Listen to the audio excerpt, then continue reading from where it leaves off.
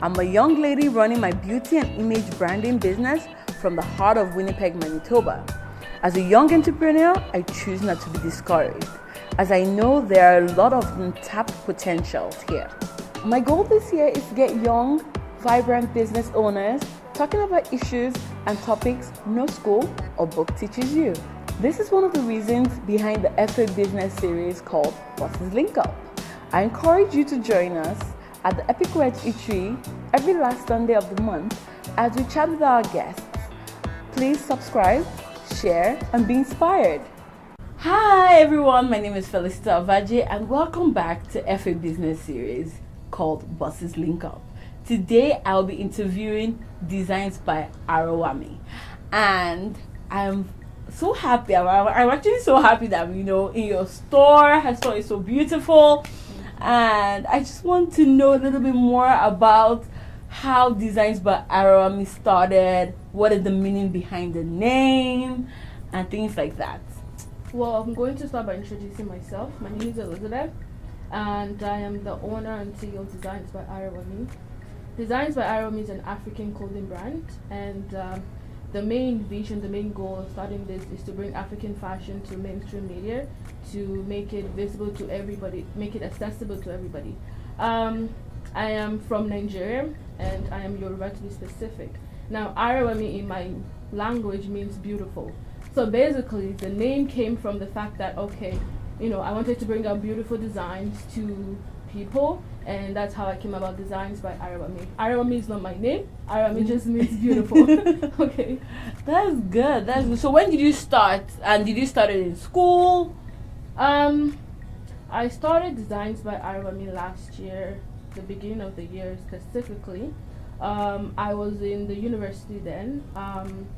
It was kind of something that I've always wanted to do. I moved to Canada about 3 years ago, and while I was in Nigeria, I actually learned how to sew and all of these things. When I came here, I realized there was not a lot of that going on, and I wanted to create an avenue for people to be able to wear the African clothing in a kind of different light, a different style. My first collection was sweatshirts because it was during the winter then.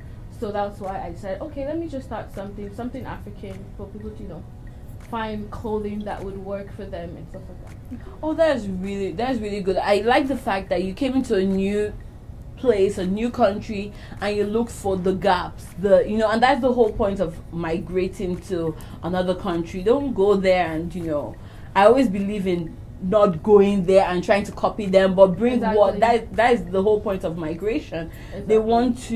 They want you to bring your own skills and talents, and that's what we have Elizabeth doing in Winnipeg, and that's so amazing.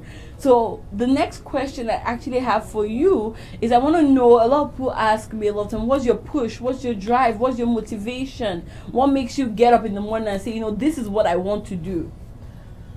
I come from a family of 5. My mom and my dad, my sister, they all own businesses. So I've always kind of had that business orientation. So my first business was at the age of 16. So basically, that's the only thing that I know. That's the only thing that I know how to do. I would say the first thing that pushed me into, starting my own business is what everybody says, wanting to be your own boss, right? I wanted to be able to do my own thing, do something that I like, do something on my own terms. That was what kind of pushed me into it. Now, what motivates me to continue to wake up every morning at 8 in the morning, come here and work 12 hours, 8 hours every day, is where I know where I want to be. I have a vision. I have a goal that I set for myself individually and for business. So I will look back and think about the things that I've done so far, the people that actually look up to you, and where I want to be. Now, I have 2 options. I can either choose to quit because it's hard. Honestly, guys, it's really hard. Seriously, it's extremely hard. Sometimes I will just cry, and sometimes I'll be like, you know what? Why can't I just decide to be a banker? What is with coming out here, putting everything that you have financially, physically, emotionally? It's a lot of work. All right, it's a lot of work. But I have a vision. I know where I want to be. I am not just starting a business. I'm trying to build an empire.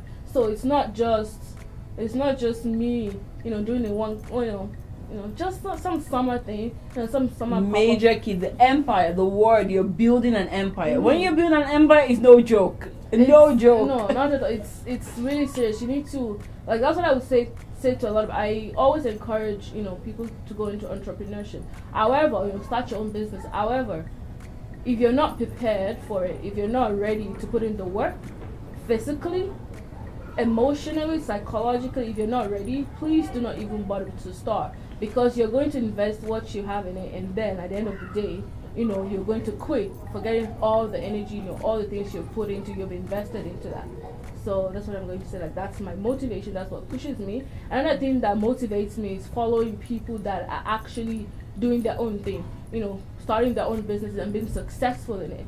I read a lot of books. There's a particular book that I would recommend to you guys. Honestly, if you're looking to start a business or if you have a business, go and read The E-Myth. It's by Michael Garber or something like that. It's called Why Most Small Businesses Fail.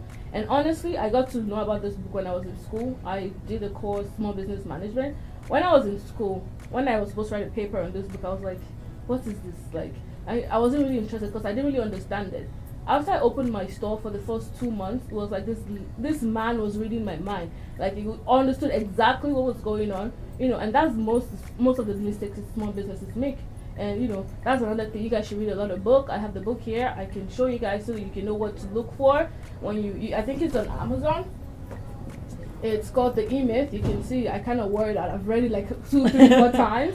I have so many notes in here. It's called The E-Myth. You guys should really, really, really, like, it's really good for you guys. That is so awesome. That's so awesome. So one thing I've learned, and I think we're just gonna go over a couple of points quickly on the key things to learn from Elizabeth today. The circle of people you surround yourself. Anybody who knows me knows I talk about circle. Your circle is important. The people you surround yourself, people you follow, what you feed your mind. Also, the kind of family you have also helps you sometimes. And the books, what you we're going back to the books, the people that surround you, and just leave that dream. Whatever dream you have, take one step at a time. And I think the main thing is just putting that one step and not knowing where it's going to take you to, or taking that brave step, more like that. But I'm so happy we had Elizabeth today. I am so blessed to be sitting down in your store and talking to amazing young entrepreneurs like Elizabeth. Anyway, tune in to next month. We're going to have another amazing guest, the same time, a different location, same location, a different location. You never know. But follow us on Instagram, Facebook, and YouTube to stay informed, stay blessed, and be inspired. My name is Felicheeta, and I'll see you next month. Bye.